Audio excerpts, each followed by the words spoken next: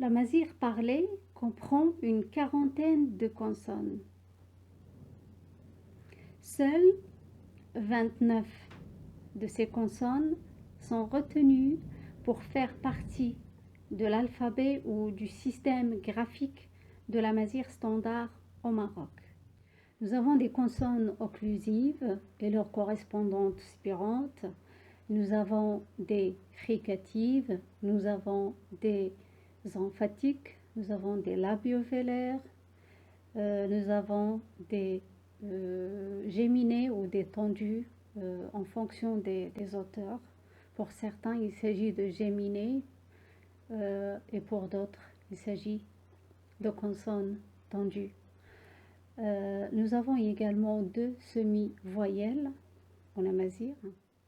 Nous allons donc passer à la description articulatoire des consonnes. Parmi les consonnes de l'amazigh, nous avons des consonnes labiales, c'est-à-dire des consonnes qui se prononcent, qui sont produites au niveau des lèvres. Nous avons la bilabiale B et sa correspondante géminée. Nous avons également sa forme spirante, c'est le V. En fait, les occlusives se présentent dans certains parlers sous leur forme spirante, c'est-à-dire comme des occlusives imparfaites, des occlusives articulées avec une énergie moindre. Et parmi les labiales, nous avons la labiodontale F et sa correspondante géminée. Et toujours en fonction du point d'articulation, nous avons des dentales, donc des consonnes qui sont produites au niveau des dents. Nous avons le te, le de, leur correspondante géminée et leur correspondante spirante ou interdentale, le the et le the. Nous avons des alvéolaires, le se et le ze et leur correspondante géminée. Nous avons des palatales ou des palato-alvéolaires comme le che et le je et leur correspondante géminée. Nous avons également des nasales produits avec le passage de l'air à travers le nez, donc le me et le ne et leur correspondante géminée. Deux autres consonnes nasales ont été relevées pour le tarifite par Chami et par Prasse pour le Touareg.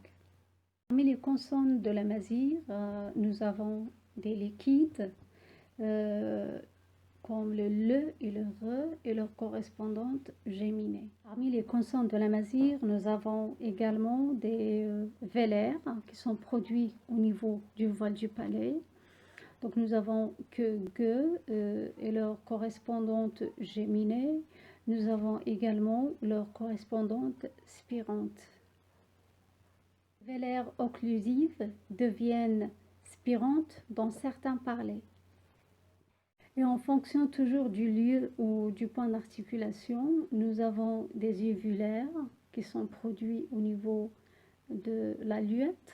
Nous avons des pharyngales qui sont produites au niveau du pharynx et la laryngale qui est produite au niveau du larynx. Parmi les consonnes de l'amazigh, on relève des emphatiques et des emphatisés, on relève des labiovélaires et des affriqués.